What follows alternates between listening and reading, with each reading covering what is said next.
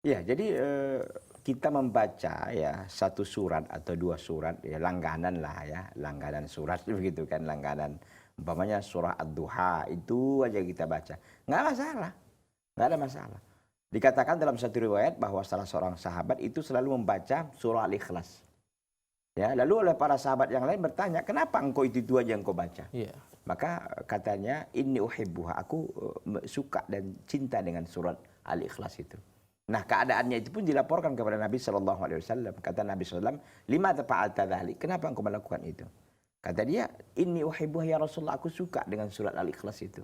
Maka kata Nabi SAW, "Hubbuka iyahu, hubbuka iyaha yudkhilukal jannah." Cintamu kepada surah Al-Ikhlas itu yang memasukkanmu ke dalam surga.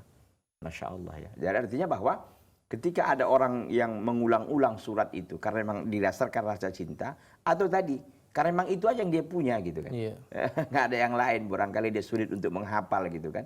Ya nggak ada masalah gitu. Ya kalau bisa ibu yang bertanya, ibu apa tadi, Ibu Lina ya Iya. di Naga Timbul, juga ya tolong juga lah diapakan kalau bisa, tidak hanya satu surat itu kan. Kita kan punya ada 114 surat kan.